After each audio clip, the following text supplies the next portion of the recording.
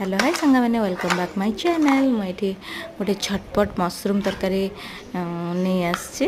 रुटी खाइले रुटी कर खाइले बहुत बढ़िया लगे भात में खाईपर मुझे छतु को परिष्कार करदे काटी ये मोटे बाउल दही नहीं जाइए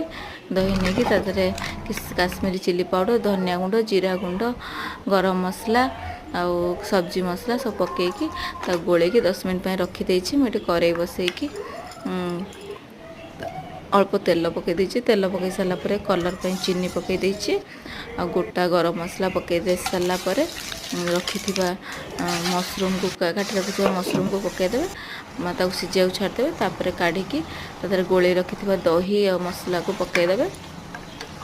तापर 10 मिनट 15 मिनट घोड़े रखीदे स्वाद अनुसार लुण पकईकी पुणी 5 मिनट घोड़े रखीदे मुझे पकई बटर आप बटर पकड़े चलो ना स्क्रिप करें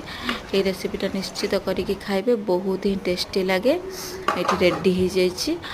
दही मशरूम आपण मैंने निश्चित करके खाइबे भल लगे निश्चित कमेंट जरिए जनइबे आ निश्चित like and share and subscribe करने को निहाती भूलिबे।